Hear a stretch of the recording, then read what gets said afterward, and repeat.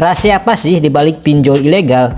Kenapa kok banyak orang yang bisa galbay berkali-kali di pinjol legal dan memang dengan sengaja ingin membobol pinjol tersebut dengan iming-iming katanya bisa mendapatkan uang dan lain sebagainya.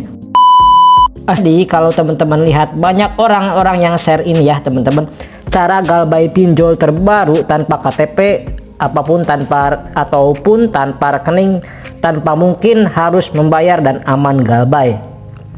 Sebagiannya itu merupakan sebuah teknik marketing ya teman-teman, dimana orang-orang tersebut ya kalau pengen mempromosikan pinjol tersebut, terus kemudian memang bagian dari tim pinjol tersebut, atau yang ketiga yang cuman mencari uang atau keuntungan dari konten-konten yang membahas mengenai pinjol ilegal.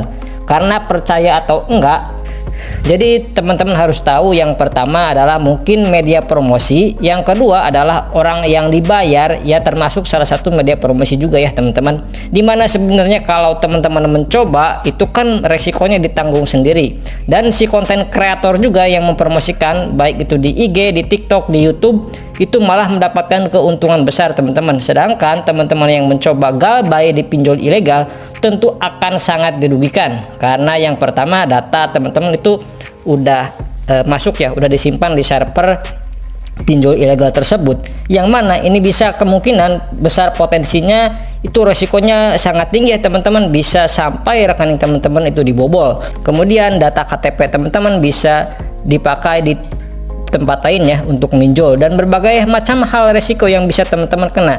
Sekarang pertanyaannya adalah, nggak mungkin orang itu bisa galbay di satu pinjol ilegal kemudian dia galbay lagi di pinjol ilegal yang lain dengan mudah ya gitu teman-teman ya. Nah ini kan terkenal mafia ya teman-teman, mungkin sangat besar dan sangat kuat ya. Mati satu tumbuh 1000, diblokir OJK satu, banyak ya teman-teman pinjol-pinjol ilegal yang baru bermunculan. Artinya kalau teman-teman pinjam 5 juta, maka total denda yang akan teman-teman dapatkan yaitu sebesar 5 juta juga ya teman-teman. Apa saja sih resiko terberat, ataupun mungkin apa aja sih yang membuat teman-teman merasa takut dan yang harus teman-teman perhatikan ketika teman-teman terlambat bayar atau tidak bisa bayar tagihan pinjaman online EasyCash.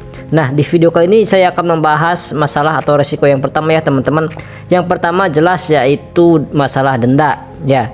Denda itu cukup besar ya teman-teman. Jadi kalau teman-teman ada denda itu tetap memberatkan ya, meskipun denda tersebut tidak akan melebihi dari 100% dari pinjaman teman-teman. Namun di sini yang kita perlu perhatikan, kalau teman-teman memang telat 1 hari 2 hari, itu proses perhitungannya itu per hari ya teman-teman.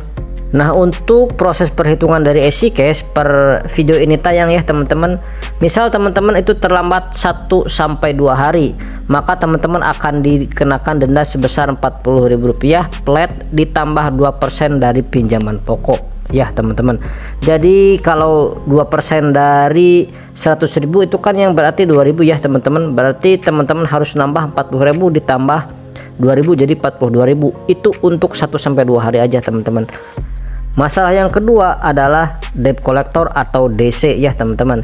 Jika teman-teman gagal bayar atau telat bayar di EasyCash, itu pasti yang paling meresahkan dan terberat adalah gangguan ataupun teror-teror penagihan dari DC EasyCash, yang memang EasyCash sampai saat ini masih belum dikatakan tidak memiliki DC lapangan ya teman-teman. Tapi tentu aja untuk masalah penagihan via telepon atau WA, SMS dan lainnya itu masih tetap aja mengganggu ya teman-teman, karena bisa puluhan bahkan ratusan telepon masuk menghubungi HP teman-teman jika teman-teman tidak bisa membayar hutang sesuai dengan tanggal jatuh tempo atau tepat waktu. Jadi untuk teman-teman yang mungkin ditakut-takutin akan didatangi DC ke rumah dan lain sebagainya, sampai saat ini masih jarang banget ya teman-teman. Masih belum ada informasi yang saya dapatkan terkait DC lapangan EasyCash berkunjung ke rumah atau menagih ke rumah teman-teman. Dengan kata lain, EasyCash masih belum ada DC lapangannya. Nah yang ketiga yaitu pastinya skor kredit ya teman-teman. Jelas untuk aplikasi pinjaman online EasyCash itu sudah masuk ke slick OJK, dimana nanti teman-teman itu telat bayar 3 bulan itu akan masuk ke sistem slick OJK. dan itu bisa mengakibatkan reputasi teman-teman di Slick OJK itu akan buruk ya, seperti itu ya teman-teman. Itu benar nggak sih ketika kita sudah menjadi korban sebar data dari aplikasi pinjaman online legal, maka itu artinya kita sudah nggak perlu atau nggak harus membayar hutang pinjaman online kita atau hutang kita dianggap lunas, karena ya pinjolnya itu sudah melakukan pelanggaran ya teman-teman, sudah menyebarkan data pribadi kita. Namun sebelum itu kita harus tahu dulu seberapa parah penyebarannya dan kira-kira apa aja ya yang disebar, karena jujur aja ya teman-teman, untuk menginformasikan atau menagih ke teman-teman yang ada di medsos itu mungkin di beberapa platform itu ada ya teman-teman, termasuk sebar data, tapi masih belum bisa termasuk sebar data yang fatal ya teman-teman. Kalau yang fatal itu dengan foto teman-teman menunjukkan foto dengan memegang KTP, terus kemudian data-data pribadi teman-teman yang mungkin bersifat sensitif dan pribadi, itu termasuk hal-hal yang sangat fatal ya teman-teman. Namun semua orang jarang ya teman-teman melakukan hal tersebut, jadi tidak semua orang itu mempunyai pikiran ketika sebenarnya bisa aja ya teman-teman, dan hal ini bisa memperkuat teman-teman agar teman-teman itu tidak diperlakukan semena-mena oleh oknum DC pinjaman online tersebut. Oke, balik lagi ke topik teman-teman, apakah benar kita bisa dengan bebas nggak usah bayar pinjol kalau data kita sudah disebar? Jawabannya enggak ya teman-teman, enggak seperti itu. Teman-teman, memang ada proses hukum sendiri, namun jika sampai ini tidak ada proses hukum, tidak ada keluhan, tidak ada permintaan pertanggungjawaban dari teman-teman kepada pihak pinjol sebagai penyelenggara pinjaman tadi, itu teman-teman tidak akan bisa mendapatkan gratis atau pembayaran teman-teman itu tetap harus dilakukan ya teman-teman. Jadi teman-teman harus melaporkan ke pinjol ya, minimal ke OJK atau mungkin ke pihak yang berwajib ya teman-teman, yaitu polisi, jika memang sampai menyalahgunakan atau penyebaran KTP pribadi teman-teman. Nanti itu akan ada proses hukumnya sendiri, yang mana teman-teman nanti bisa menuntut kerugian secara material dan imaterial ya teman-teman.